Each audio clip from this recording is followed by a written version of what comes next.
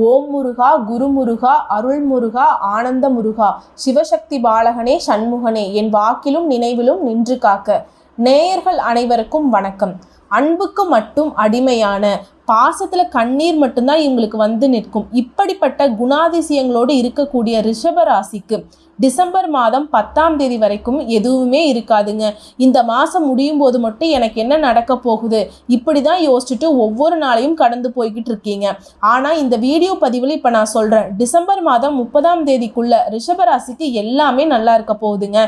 நம்ம ஒரு ஆப்பிள் பழம் வாங்கி வைக்கிறோம், ஒரு எக்ஸாம்பிளுக்கு எடுத்துக்கோங்க. அதில் சின்னதாக ஒரு இடத்துல மட்டும் கருப்பாயிருச்சு, அழுகி போயிருச்சு அப்படின்னு வச்சுக்கோங்க. ஆனால் மீதி இருக்கக்கூடிய பாதி பழம் நல்லா இருக்கும். அதனால் நம்ம அழுகி போன பாதி பழத்தை கட் பண்ணி போட்டுட்டு மீதி இருக்கக்கூடிய பழத்தை சாப்பிடுவோம் இல்லையா?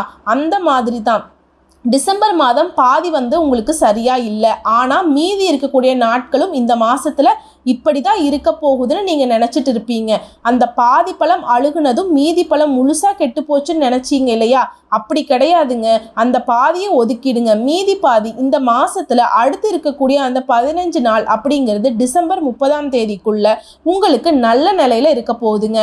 அது என்ன எப்படிங்கிறத நம்ம பார்த்துக்கலாம், நம்ம பார்த்து உணர்ந்துக்கலாம்.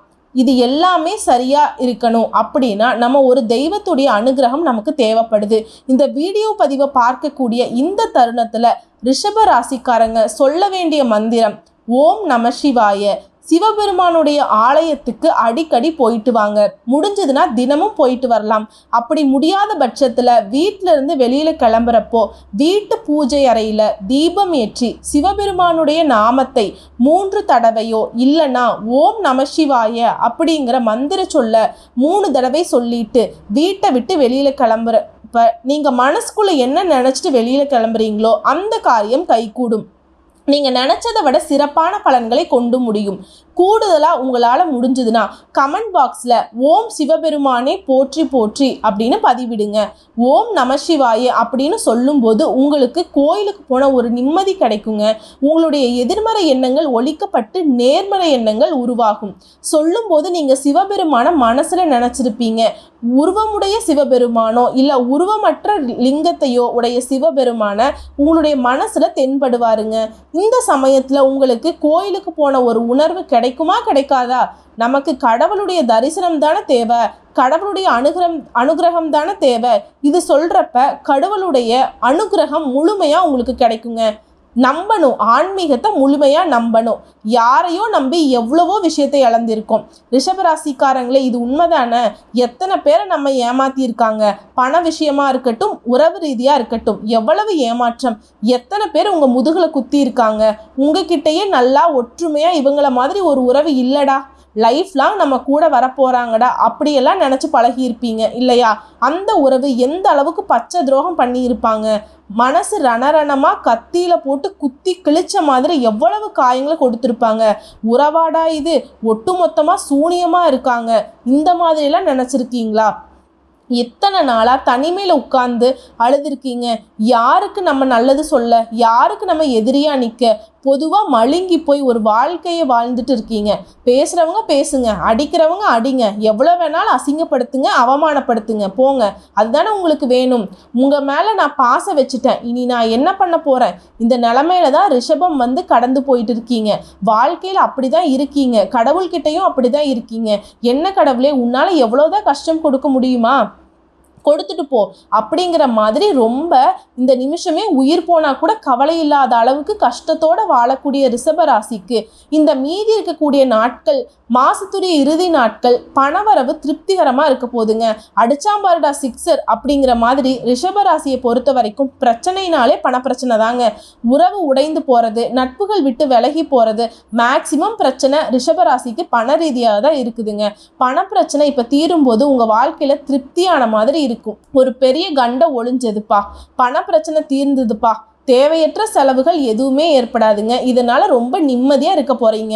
ரிஷபராசிக்கு என்ன சொல்றது, தனக்குன்னு ஒரு பைசா செலவு பண்ணாதவங்க, தன்னை சுத்தி இருக்கிறவங்களுக்கு கடன் வாங்கி கூட செலவு செஞ்சுட்டு இருக்கீங்க.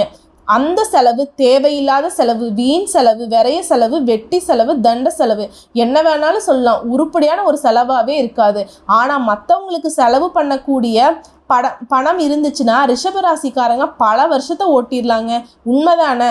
செலவு கட்டுக்குள்ள வருது. இப்போ வாய்ப்பே கிடையாது. தேவையில்லாத செலவுலாம் வரவே வராது. தேவையோ தேவையில்லையோ செலவே வராதுன்னு வச்சுக்கோங்களேன். நிம்மதியா இருங்க. வரக்கூடிய பணத்தை சேமிக்கிறதுக்கு வச்சுக்கோங்க. தேவையான பொருட்களை வாங்கி வைங்க. முதலீடு பண்ணுங்க. நிதிநிலையை பொறுத்த வரைக்கும் இந்த நாட்கள் எல்லாமே உங்களுக்கு நல்லா இருக்குதுங்க. அடுத்ததான் குடும்பத்துக்கு வருவோம். கணவன் மனைவியை பொறுத்த வரைக்கும் கணவன் மனைவிக்கிடையே ஏட்டிக்கு போட்டி. நம்ம ஒன்று பேசுனா அவங்க ஒன்று பேசுறது, இந்த நிலையில இனி கிடையாதுங்க. உங்களை நல்லா புரிஞ்சுக்குவாங்க. உங்களுடைய மனசுக்கு தகுந்த மாதிரி நடந்துப்பாங்க. அன்பாகவும் ஆதரவாகவும் இருப்பாங்க. அந்யோன்யம் அதிகரிக்கும் உங்க இருவருக்கு இடையில. ஆணா இருக்கட்டும் பெண்ணா இருக்கட்டும், வாழ்க்கை துணை உங்களுக்காக ஆதரவா இருப்பாங்க. அதே மாதிரி வழக்கு, விவகாரம், கோர்ட்டு கேஸ் ஏதாவது போயிட்டு இருந்தது, அந்த வழக்கு இன்னைக்கு முடியும், நாளைக்கு முடியும். இதுல என்னடா என் மேல தப்பு இருக்கு, சொத்து பிரச்சனையா இருக்கட்டும், இல்லை ஏதாவது ஒரு பிரச்சனை, சம்மந்தமே இல்லாத ஒரு பிரச்சனையில மாட்டிட்டு இருந்தா கூட என்னைக்கும் முடியுமேன்னு நீங்கள் நினச்சிட்டு இருந்திருப்பீங்க. அந்த வழக்குகள் எல்லாமே இப்போ உங்களுக்கு முடிஞ்சிடும். சாதகமான பலன்களை தரப்போகுதுங்க. அடுத்து என்ன பிரச்சனை இருக்கோ அது எல்லாமே உங்களுக்கு சரியாயிட்டு இருக்கு. வெளிநாடு செல்லக்கூடிய வாய்ப்பு கைகூடும். எவ்வளவோ முயற்சி பண்ணியிருப்பீங்க, முடியாமல் போயிருக்கும். போனா போட்டு நமக்கு இனி நல்ல காலம் இல்லை போல அப்படின்னு நினச்சிட்டு இருப்பீங்க. ஆனால் இந்த காலகட்டத்தில் அதுவாகவே எல்லாமே சரியாகி வெளிநாடு செல்வதற்கான வாய்ப்பு, விசா எல்லாமே கிடைக்குங்க. பெரிய கம்பெனியில் வேலை பார்ப்பதற்கான வாய்ப்பு உங்களை தேடி வரும். உடல் ஆரோக்கியத்தை பொறுத்த வரைக்கும் உடல் நலன்களில் இருந்த சின்ன சின்ன பாதிப்புகள் நீங்கி ஏற்கனவே சிகிச்சை பெற்று வந்தது கூட இப்போ உடனே சரியாயிருங்க. எவ்வளவு விஷயம் வந்துட்டு சரியாகுதுன்னு பாருங்களேன். பெருசா பிரச்சனை நினைச்சிட்டு இருந்த விஷயங்கள் எல்லாமே கடகடன்னு எப்படி சரியாகுது பாருங்க. ஒரே நாள்ல சரி பண்ண முடியும் அப்படின்னாவே அது கடவுளுடைய அனுகிரகம் தான். பண பிரச்சனை தீருது, வீட்டுக்குள்ள இருக்கக்கூடிய பிரச்சனைகள் தீருது, செலவெல்லாம் குறையுது, உடல் ஆரோக்கியம் மேம்படுது, கோர்ட்டு கேஸ் பிரச்சனை தீருது. அதே மாதிரி வேலைக்கு செல்லக்கூடியவர்களுக்கு அனுகூலமான பலன்களை தருது. வேற வேலைக்கு போகலாமா, வேற இடத்துக்கு மாறலாமா, இப்படியெல்லாம் நினைச்சிருப்பீங்க. இல்லை ஏதாவது சொந்த தொழில் பண்ணிக்கலாமா, இந்த மாதிரி முயற்சிகளாம் ஈடுபடலாமா அப்படின்னு யோசிச்சுட்டு இருந்திருப்பீங்க. உங்க சிந்தனைகள் எல்லாத்தையும் ஒதுக்கி வைங்க. நீங்க பார்க்குற வேலையே சிறப்பா இருக்கும். ஒரு வேலை பார்க்குறீங்களா, இன்னொரு வேலையும் சேர்த்து பார்த்து வருமானத்தை அதிகரித்துக்கிறதுக்கான வாய்ப்பு அதிகமா இருக்கு. சாதகமா முடியும். நினைக்கிறது எல்லாமே நடக்கும். குறைவான சம்பளத்துக்கு வேலை பார்க்குறேன் அப்படின்னு நினைச்சீங்கன்னா உங்களுக்கு அதிக சம்பளத்துடைய வேலையும் இந்த காலகட்டத்தில் கிடைக்குங்க. என்ன நினைக்கிறீங்களோ உங்க எண்ண ஓட்டத்துக்கு தகுந்த மாதிரியான சாதகமான முடிவு கிடைக்கும். ட்ரை பண்ணி பார்க்கலாம். சொந்த தொழில் செய்யணுமா, செய்யலாம். வேற வேலை பார்க்கணுமா, பார்க்கலாம். வெளிநாடு செல்வதற்கு முயற்சி பண்ணலாமா, நிச்சயமா பண்ணலாம். வேலை ரீதியா உங்களுக்கு அமைப்பு சூப்பரா இருக்குங்க. சொந்தமா தொழில் செய்றீங்களா, வியாபாரத்துல லாபம் பல மடங்காக உயரும். வியாபாரம் பெருகும். புதிய வாடிக்கையாளர்கள் கிடைப்பார்கள். வியாபாரம் சம்பந்தமா ஏதாவது கடன் வாங்கி இருந்தா ஒரு பைசா பாக்கி இல்லாம சுத்தமா அந்த கடனை அடைச்சிருவீங்க. அதே மாதிரி இந்த சமயத்துல என்னதான் பண ரீதியா எல்லாமே நல்லா இருந்தாலும் மற்றவங்க கிட்ட நீங்க பணம் கொடுக்கறது இல்லை, மற்றவங்க கிட்ட பணம் வாங்குறதுல இந்த மாசத்துல எந்த ஒரு வேலையும் வச்சுக்காதீங்க. கொடுக்கல் வாங்கல் செட்டே ஆகாது இந்த ரிஷப ராசிக்காரங்களுக்கு. கொடுக்கல் வாங்குறதே ரிஷப ராசிக்காரங்க இழுத்து மூடிடுங்க. அதை கனவுல கூட நினைச்சு பார்க்காதீங்க. அப்படியும் அதை மீறி கொடுத்தோம்னா மனசுல சஞ்சலம் ஏற்படுவதற்கான வாய்ப்பு அதிகமா இருக்கு. நான் முன்னாடியே எச்சரிக்கையா சொல்லிட்டேன். எல்லாமே சாதகமாக தான் இருக்கு. இந்த ஒரு விஷயத்துல மட்டும் ரொம்ப கவனமா இருந்துக்கோங்க. இதை நீங்க நல்லதா வச்சுக்கிறதும் கெட்டதா மாத்துறதும் உங்க கையில தாங்க இருக்கு. யாருக்கும் எதுவும் கொடுக்காதீங்க. யார்கிட்டையும் நீங்க எதையுமே வாங்காதீங்க. அதே மாதிரி குடும்பத்தை ஆளும் பெண்களுக்கு மனசுக்கு நிம்மதியா இருக்க போறீங்க. எப்பேற்பட்ட ஒரு சாதகமான காலகட்டம். நினைச்சது எல்லாமே நடக்கும். ஆன்மீக வழியில கடவுளை பிரார்த்தனை பண்றீங்க, சந்தோஷமா இருக்க போறீங்க. ரொம்ப நாளா தீராத பிரச்சனை தீர்ந்து போகும். குடும்பத்துல கெட்டி மேல சத்தம் கேட்கும். குடும்பத்துல குழந்தை பாக்கியம் உண்டாகும். குழந்தைகள் கூட இருக்க பிரச்சனைகள் எல்லாமே ஒரே நாள்ல தீர்ந்துருங்க. சட்டுன்னு மழையளவுக்கு பிரச்சனை வந்துகிட்டே இருக்கு. இதெல்லாம் எப்பப்பா தீரும்? இப்படி கஷ்டப்பட்ட பெண்களுக்கு அப்பா இப்ப பிரச்சனையெல்லாம் சரியாயிடுச்சு, இதுக்காக இவ்வளோ பயந்துட்டு இருந்தோம், கடவுளே இப்படி கடவுள் மேல பாரத்தை போட்டு ஒரு மாதிரி சோர்வா இருந்தவங்களுடைய மனசு அது சரியானதுனால சந்தோஷத்தை துள்ளி குதிக்க போறீங்க. அதுவும் வேலைக்கு செல்லக்கூடிய பெண்களுக்கு, அலுவலகம் செல்லக்கூடிய பெண்களுக்கு பணியிட சூழல் மகிழ்ச்சியானதாக இருக்கும். பதவி உயர்வு கிடைக்கும், ஊதிய உயர்வு கிடைக்கும். சக ஊழியர்கள் அன்பா இருப்பாங்க. உங்களுடைய மேலதிகாரிகள் உங்களுக்கு சில சூட்சுமங்களை கற்றுக் கொடுப்பாங்க. ஆக மொத்தத்துல எல்லாமே நல்லா இருக்குப்பா அப்படின்னு நீங்க சந்தோஷப்படுவீங்க. ரிஷபராசி பாதி நேரம் கஷ்டப்பட்டுட்டீங்க இல்லையா, இனி மீதி நேரம் சந்தோஷமா இருக்க போறீங்க. என்ன பிரச்சனைகள் எல்லாம் நீங்க கடவுள்கிட்ட முன் வச்சீங்களோ அந்த பிரச்சனைகள் எல்லாமே இந்த மாச இறுதிக்குள்ள தீர்ந்து விடுங்க. உங்களை விட்டு விலகி ஓட போகுது. எதிரிகள் தொல்லை நீங்கி உங்களுடைய எதிர்பார்ப்புகள் எல்லாமே நிறைவேறக்கூடிய ஒரு அற்புதமான காலகட்டம்னே சொல்லலாம். எல்லாத்துக்குமே சிவபெருமான் தாங்க காரணகர்த்தாவா இருக்க போறாரு. உங்களை பொறுத்த வரைக்கும் அதிர்ஷ்டமான எண்கள் அப்படின்னு பார்த்தோம்னா 3, 5. நீங்கள் வழிபடக்கூடிய தெய்வங்கள் 2. தெய்வங்கள்ல அறியும் சிவனும் 1, அறியாதவன் வாயில மண்ணு. பெருமாளையும் சிவபெருமானையும் வணங்குங்க. திங்கட்கிழமை தவறாம சிவபெருமானுடைய ஆலயத்திற்கு சென்று வில்வ இலையில அர்ச்சனை பண்ணுங்க. அதே மாதிரி சனிக்கிழமை துளசி மாலை வாங்கிட்டு போய் பெருமாள் கோயில அர்ச்சனை பண்ணணும்.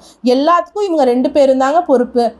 இருக்கக்கூடிய கஷ்டத்தை நீக்கி வரக்கூடிய கஷ்டத்தை போக்கி உங்களுக்கு வழிகாட்டுவாங்க. வாழ்க்கையை வளமாக மாறப்போகுதுங்க. தினம் தினம் சிவபெருமானையும் பெருமாளையும் நினைச்சிட்டு தான் வேலையை தொடங்கணுங்க. எல்லா வேலைகளும் உங்களுக்கு சாதகமான பலன்களை தரும். எந்த ஒரு நோய் நொடியும் இல்லாமல், கஷ்டமும் கண்ணீரும் இல்லாமல் நிம்மதியாக வாழுங்க. நிறைவான வாழ்க்கையை வாழுங்க. ஓம் சிவபெருமானே போற்றி போற்றி. ஓம் திருப்பதி வெங்கடாஜலபதியே போற்றி போற்றி. நன்றி, வணக்கம்.